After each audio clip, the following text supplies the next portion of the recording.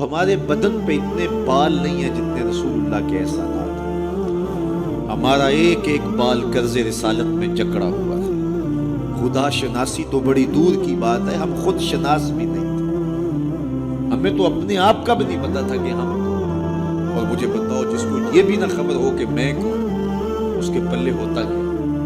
اقبال نے کہا تھا نا، اپنے من میں ڈوب کر پاجا سراغ زندگی، میرا نہیں بنتا تو نہ بن، اپنا تو بن۔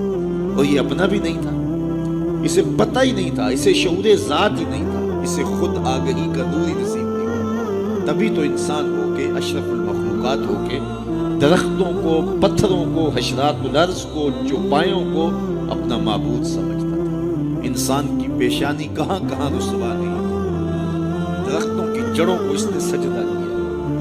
یہ کیچوا نہیں ہوتا مچھلی پکڑنے کے لیے جس کو کانٹے سے لگاتے ہیں، کسی زمانے میں یہ بھی انسان کا معبود۔ پتھروں کو اس نے معبود سمجھا، بہائم کو، چوپایوں کو، لٹکتے پھلوں کو، برستی بارش کے قطروں کو معبود سمجھتا رہا، بادل کو معبود سمجھتا رہا، تنکوں کو، حشرات الارض کو، بہتے پانیوں کو، جلتی آگ کو اور چلتی ہواؤں کو اپنا معبود سمجھتا رہا۔ اسے یہی نہیں پتا کہ میں ہوں کون۔ اے تماشا گاہ عالم روئے تو کجا بہرے تماشا می روی، دنیا تجھے ڈھونڈنے نکلی ہے، تو کس کی تلاش میں؟ یہ اشرف المخلوقات ہو کے، مقصود کائنات ہو کے، یہ اس کائنات کا دل اور کلیجہ ہو کے، حشرات الارض کو، سانپوں کو، بچھوؤں کو اپنا معبود سمجھا۔ یہ تو میرے حضور نے بتایا، یہ تیرے معبود نہیں ہے، تیری دہلیز کے نوکر ہیں۔ ان درختوں کو پوچھتا ہے، یہ تو تجھے چھاؤں فراہم کرنے کے لیے، آکسیجن دینے کے لیے، تیرے ایندھن کے کام آنے کے لیے، تیرے ذوق نظر کی تسکین کے لیے، تجھے پھل فراہم کرنے کے لیے پیدا کیے گئے۔ ان جانوروں کو پوچھتا ہے، یہ تو تیری سواری کے لیے، بار برداری کے لیے، تجھے دودھ اور گوشت کی ضروریات فراہم کرنے کے لیے پیدا کیے گئے۔ یہ چاند، سورج، ستارے، اجرام فلکیہ، یہ تیرے معبود کیسے ہو سکتے ہیں؟ یہ تو تیری راہوں میں روشنی اجالنے کے لیے پیدا کیے گئے۔ نہیں تو دیکھ، یہ انگلی اٹھتی ہے اور چاند ٹکڑے ہو کے قدموں میں آتا ہے، سورج پلٹ کے اثر کے وقت پہ آتا ہے، اور سڑیاں کھجوراں اگا جاندا ہے، وہ پتھراں نو کل میں پڑا جاندا، قطرے کو سمندر، ذرے کو ستارہ کرتے ہیں، کونین کو خم آ جاتا ہے جب زلف سوارا کرتے ہیں۔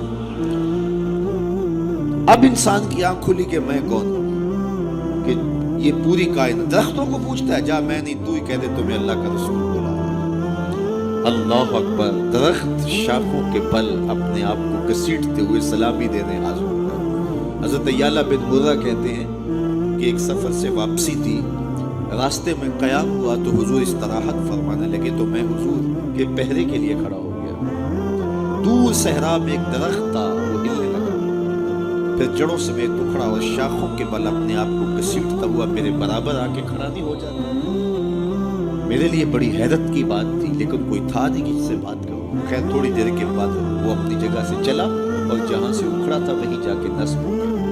حضور بیدار ہوئے تو سلام عرض کرنے کے بعد میں نے پہلی بات یہی عرض کی، میں نے کہا حضور وہ سامنے والا جو درخت ہے تھوڑی دیر قبل اپنی جگہ سے اکھڑا تھا، شاخوں کے بل اپنے آپ کو گھسیٹتا ہوا یہاں آیا، رکا، جھومتا رہا، پھر واپس چلا گیا۔ حضور نے حیرت کا اظہار نہیں کیا، میں تو سویا تھا، تفصیل سناؤ، کوئی آندھی آئی، کوئی چکر آیا، کوئی طوفان آیا، کیسے اکھڑا؟ حضور مسکرا دیے اور فرمایا ھذہ شجرۃ استاذنت ربھا، فرمایا یہ درخت ہے، اس نے رب سے اجازت مانگی تھی، مالک تیرا محبوب نیڑے آیا ہے، سلام نہ کر رہا ہوں، فاذن لہا، تو رب نے اس کو اجازت دے دی تھی، یہ مجھے سلامی پیش کرنے آیا تھا۔ تو پوری کائنات تو ان کے حسن کا طواف کرتی دکھائی دیتی ہے۔ وہ انگلی اٹھاتے ہیں، چاند کے ٹکڑے ہوتے ہیں، سورج پلٹ کے اثر کے وقت پہ آتا ہے، درخت کلمہ پڑھ رہے ہیں، کنکر بول کے گواہیاں دے رہے ہیں۔ اب انسان کی آنکھ کھلی کہ میں جن کو معبود سمجھتا تھا، یہ تو ہمارے گرد طواف کر رہے ہیں۔ اب اس کی آنکھ کھلی، اب شعور سنبھلا، اور اب وہ سمجھنے لگا کہ میں کون ہوں، اپنی حیثیت سے اب آگاہ ہوا۔ اللہ اکبر۔ بے خبر تو جوہر آئینہ ایام ہے، تو زمانے میں خدا کا آخری پیغام۔ اسے اب اپنی ذات کا شعور ہونے لگا۔ خود سے ملاقات تب ہوئی جب حضور تشریف لائے، تو راز کن فقاں ہے، اپنی آنکھوں پر آیا ہو جا، خودی کا راز نہ ہو جا، خدا کا ترجمہ ہو جا، خودی میں ڈوب جا غافل، یہ سر زندگانی ہے، نکل کر حلقہ شام و سحر سے جاویداں ہو جا، مسافے زندگی میں سیرت فولاد پیدا کر، شبستان محبت میں حریر و پر نیا ہو جا، گزر جا بن کے سیل تند روح کو ہو بیاماں سے، گلستان راہ میں آئے تو جوئے نغمہ خواہ ہو جا، تیرے علم و محبت کی نہیں ہے انتہا کوئی، نہیں ہے تجھ سے بڑھ کر ساز فطرت میں نوا کوئی، اسے اب پتہ چلا اپنی ذات کی شناخت دیا ہوئی، اللہ اکبر، کانپتا ہے دل تیرا اندیشہ طوفان سے کیا، نا خدا تو، بحر تو، کشتی بھی تو، ساحل بھی تو، دیکھ آ کر کوچائے جا کے گریباں میں کبھی، کیس تو، لیلا بھی تو، صحرا بھی تو، محمل بھی تو، وائے ناکامی کہ تو محتاج ساکی ہو گیا، میں بھی تو، مینا بھی تو، مستی بھی تو، حاصل بھی تو، آہ کس کی جستجو آوارہ رکھتی ہے تجھے، راہ تو، رہرو بھی تو، رہبر بھی تو، منزل بھی تو، بے خبر تو جوہر آئینہ ایام ہے، تو زمانے میں خدا کا آخری پیغام۔ تو اب انسان کو اپنی ذات کا شعور ہوا، خدا شناسی تو بڑی دور کی بات ہے، میں کہتے ہیں انسان کی اپنی ملاقات اپنے آپ سے تب ہوئی جب حضور آئے، خودی کا شعور تب ملا جب حضور آئے، من سے آگہی تب ہوئی جب حضور آئے۔ تو اگر وہ تشریف فرما نہ ہوتے، خدا شناسی تو بڑی منزل ہے، انسان خود شناس بھی نہ ہوتا، اپنے ذات سے بھی آگاہ نہ ہوتا، انسان انسان ہو کے انسانوں کے گلے چیر رہا تھا، سکا باپ اپنی بیٹی زندہ درگور کر کے فخر کرتا تھا کہ میں نے اپنی آپ کو بچایا، مائیں دنیا کی منڈیوں میں بکتی تھی، باپ کی توقیر کوئی نہیں تھی، اور یہ تو میرے حضور آئے جنہوں نے آ کے بتایا کہ بیٹی عزت کی جگہ پر ہے۔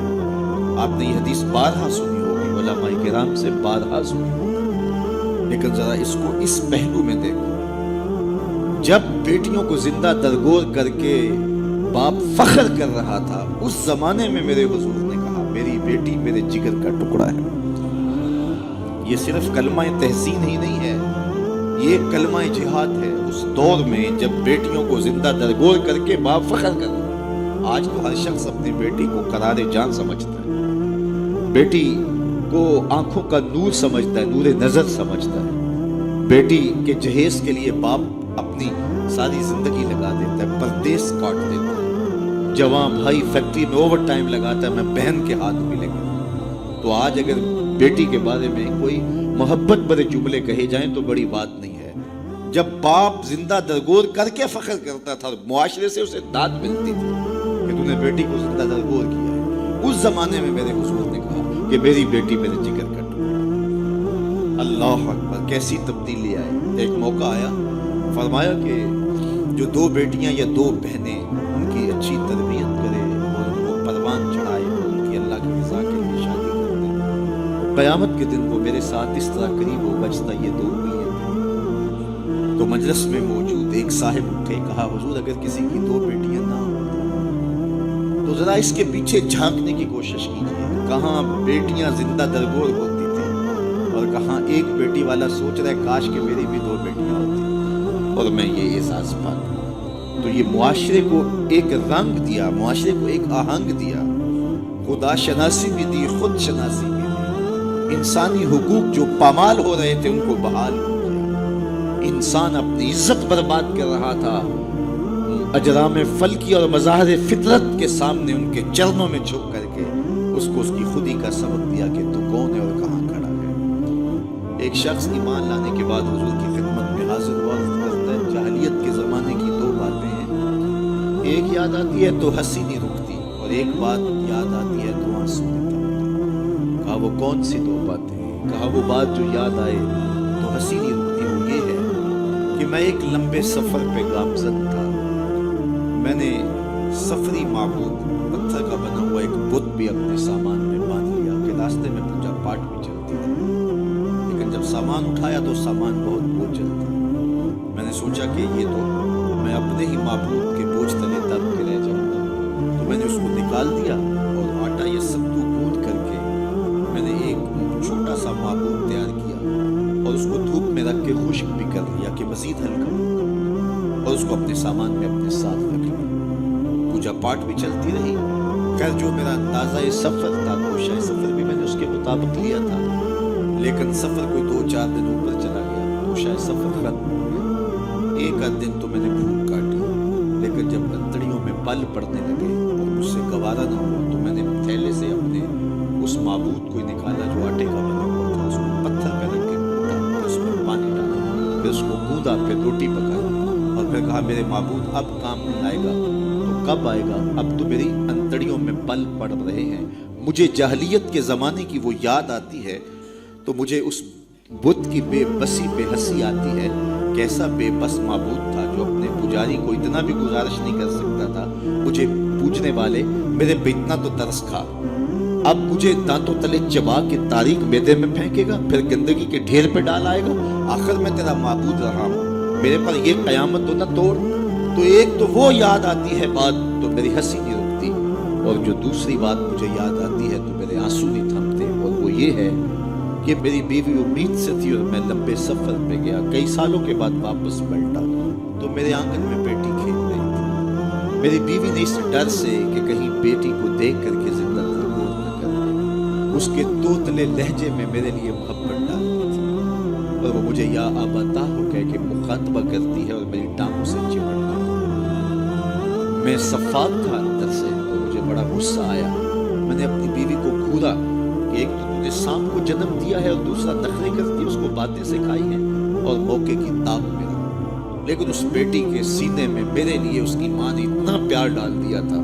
बेटियां तो वैसे भी बाप से टूट के प्यार करती हैं, बेटियों की मोहब्बत तो मिसाली होती है। फिर माँ ने मेहनत की थी कि उसका बाप कोई इंतहाई कदम न उठाए, तो उसके लिए उसके बाप के लिए बेपनाह मोहब्बतें डाल दी थी। कहते एक दिन मैंने मौका पाया और उस बेटी को उठाया और सहरा में मेरा ख्याल ये था इससे आज जान छुड़ा, और गड़ा खोदने लगा। कड़कती धूप थी, मेरे बदन पे पसीना नमूदार होता था। वो आगे बढ़ती और अपने दुपट्टे से मेरे माथे का पसीना पोंछती, लेकिन मेरा दिल फिर भी नरम न हुआ। खैर जब मैंने गड़ा खोद लिया तो बाहर निकला तो मेरी बेटी ने सुख का सांस लिया कि मेरे बाप की मुशक्कत खत्म हो गई, लेकिन वो नहीं जानती थी कि अगली मुशक्कत किसकी शुरू होने वाली। मैं बाहर निकला, उसको जोर से उस गड़े में धक्का दे के ऊपर से पट्टियां ढेलने लगा।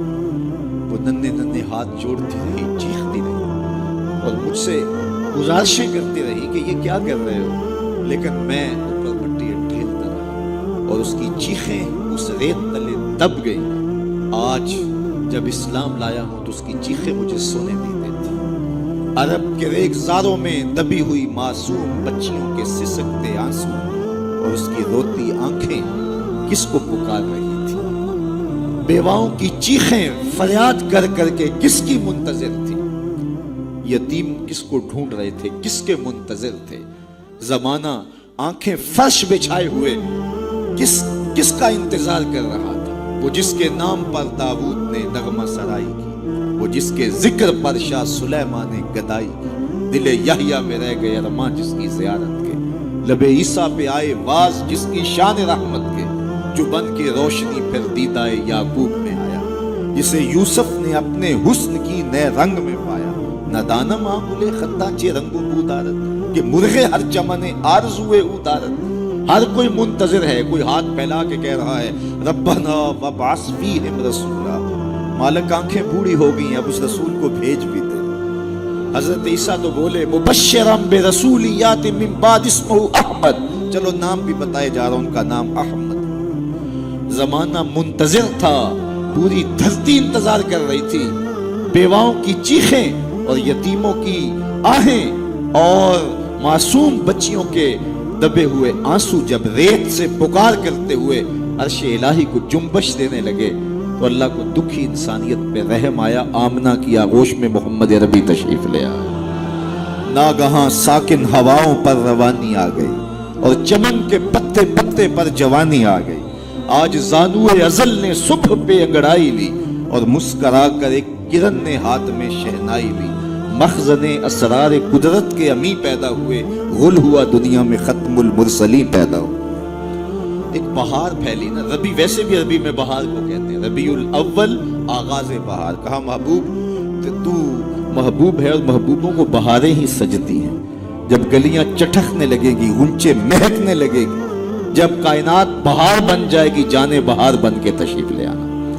تو ان کی جلوہ گری، ان کی تشریف آوری انسانیت پر اللہ کا بہت بڑا احسان، اسی لیے اس کو جتلایا اور کہا لقد من اللہ علی المؤمنین اذ بعث فیہم رسولا۔ تو یہ احسان عظیم ہمارے اوپر ہوا، اتنی بڑی نعمت، وہ نعمت عظمیٰ جس کے لیے نبی منتظر رہے، نبیوں کی ٹیمیں منتظر رہی، اور ہم نے کوئی آرزو تو نہیں کی تھی، وہ تو منتیں مانتے رہے۔ بحیرہ راہب کہاں بیٹھا تھا، نستورہ کہاں بیٹھا تھا، کہاں کہاں منتظر، ان کی راہوں میں لوگ بیٹھے تھے۔ شب ہجر کی سختیاں، کوئی اس سے جا کے پوچھے، تیری راہ تکتے تکتے جسے صبح ہو گئی ہے۔ زمانے منتظر رہے، صدیاں منتظر رہیں، لوگ راہوں میں بیٹھے رہے، ہم نے کوئی انتظار نہیں کیا۔ آنکھ کھلی، ہمارے والد صاحب مؤذن کو مسجد سے بلا لائے، انہوں نے کان میں آ کے کہا مبارک ہو، تو حضور کا غلام بن کے آ رہا ہے۔ شاہوں سے ملا ہے نہ تونگر سے ملا ہے، اللہ کا عرفان اسی در سے ملا، اوروں کو ملا ہے تو مقدر سے ملا ہے، مجھ کو تو مقدر بھی تیرے در سے ملا ہے۔ تو یہ ہماری خوش بختی، ہماری فیروز بختی کہ ہمیں وہ محبوب نصیب ہوئے جس کے لیے زمانے تڑپتے رہے، ترستے رہے، منتظر رہے، آنکھیں بچھی رہیں، تمنائیں بےتاب رہیں، آرزویں مچلتی رہیں، لیکن وہ جانے بہار بن کے تشریف لے آئے۔ اب جب حضور تشریف لائے ہیں، پھر صحابہ نے تو حد کر دی، اپنا سب کچھ ان کے نام پہ لٹا دیا، کہا آپ کے دین کا جھنڈا لے کے اٹھیں گے اور دنیا کے آخری کنارے تک پہنچیں گے۔ پھر تابعین نے وہ جھنڈا تھاما، تبع تابعین نے وہ جھنڈا تھاما۔ اس شخص کی کہانی ہم نہیں بھول سکتے جو گھوڑے پہ بیٹھ کے اللہ کے نام کی دعوت دیتے ہوئے آگے بڑھا، آگے دلدل آ گئی، زمین ختم ہو گئی، تو گھوڑے کی باکیں کھینچ لیتا ہے، وہ کہتا ہے مالک میرے جذبے تو جوان تھے، تیری زمین ہی ختم ہو گئی۔ اس پہ اقبال نے کہا تھا دی اذانیں کبھی یورپ کے کلیساؤں میں، کبھی افریقہ کے تپتے صحراؤں میں، دشت و دشت دریا بھی نہ چھوڑے ہم نے، بحر ظلمات میں دوڑا دیے گھوڑے ہم۔ تو وہ ہمارے اسلاف تھے۔ آج میں اور آپ حضور کے میلاد میں آئے ہیں، ہم ایک لمحے کے لیے اپنے باطن میں اترے، اپنے اندر اترے اور سوچیں کیا ایک محفل سے حضور کی محبت کا حق ادا ہو جاتا ہے؟ کہ ایسے ہاتھ لہرانے سے حضور کا محبت کا حق ادا ہو جاتا ہے؟ کڑکدار نعرہ لگانے سے حضور کی محبت کا حق ادا ہو جاتا ہے؟ کیا لوگوں کو بلائیں، دعوت دیں، کھانے کھلائیں، بریانیاں کھلائیں تو کیا حضور کی محبت کا حق ادا ہو جاتا ہے؟ آئیے اگر حضور سے محبت کرتے ہیں تو سر سے لے کر پاؤں تک حضور کی غلامی کے رنگ میں رنگے جائیں۔ ہمارے استاد فرمایا کرتے تھے یہ نہ ہو کہ لوگ تمہیں پوچھیں تمہیں کون ہوتے ہو اور تمہیں بتانا پڑے کہ ہم مسلمان ہوتے ہیں، یہ دیکھو مذہب کے خانے میں اسلام لکھا ہے۔ فرماتے تھے صاحب کسی کو پوچھنا نہ پڑے، تجھے بتانا بھی نہ پڑے، تیری وضاحت، طرز زندگی، انداز معاشرت ایسا ہونا چاہیے تو دور سے آ رہا ہو، لوگ پہچان کے کہیں وہ دیکھو آقا کا غلام آ رہا ہے۔ نور آنکھوں میں تو چہروں پہ اجالے ہوں گے، مصطفیٰ والوں کے انداز نرالے، دنیا میں بھی ان کے دم سے مقدر چمکا، محشر میں بھی ان کی رحمت کے حوالے ہوں گے۔ تو یہ میری اور آپ کی فیروز بختی کہ ہمیں وہ رسول اور نبی نصیب ہوئے۔ تو آئیے اپنی زندگی کی ایک ایک سانس حضور کے نام کریں، جئیں تو حضور کے لیے، مریں تو حضور کے لیے، اور اپنی زندگی کو حضور کی راہوں میں نچھاور کرتے، ان کے دین کا جھنڈا لے کر کے اٹھیں اور دین کے پیغام کو دنیا تک ایک ایک کونے تک پہنچانے کا عزم کریں۔ اور وہ کیسے ممکن ہوگا کہ ہم اپنے انداز زندگی کو تبدیل کریں۔ جب کوئی شخص صالحیت کا لبادہ پہن لیتا ہے تو پھر وہ زبان سے نہ بھی بولے، وہ سنت و سیرت کا پیکر گلی سے گزر بھی رہا ہو تو وہ بھی تبلیغ کا رنگ ہوتا ہے، وہ بھی ایک انداز ہوتا ہے، دعوتی انداز ہوتا ہے۔ لیکن اگر میں زبان سے دعوت دین کی دیتا رہوں اور میرا رویہ، میرا عمل، میرا کردار، میرا لہجہ، میرے اخلاق اس کی نفی کر رہے ہوں تو میں حرف حرف منافقت کر رہا ہوں۔ اس لیے مجھے اپنے رویے کو، اپنے طرز زندگی کو، اپنے انداز معاشرت کو حضور کی سنت کے سانچے میں ڈھالنا پڑے گا۔ محمد دی زیارت محمد دے رنگ وچ ٹھگ بازیاں جانے پیارا محمد۔ اقبال نے کہا تھا چوب نام مصطفیٰ خانم درود از خجالت آب بھی گردد وجود، عشق بھی گوید کہ محکوم غیر سینہ تو از بتا مانند تیر، تا نداری از محمد رنگو بر زبان خود میالا نام۔ تو اس کو پنجابی میں جو ہے وہ قلم توڑ دیا، اللہ اکبر، یاری لا تو پاک نبی سنگ، اے پر ذرا دیکھیے شعر کا حسن دیکھیے، اٹھان دیکھیے، یاری لا تو پاک نبی سنگ اے پر پوری یاری، پھر درود قبول ہے تیرا لکھ نہ لو ایک باری۔ اپنے آپ کو ان کی محبت کے رنگ میں رنگ لو، اور پھر دیکھنا کہ حضور کی محبت اور رحمتیں کیسے برستی۔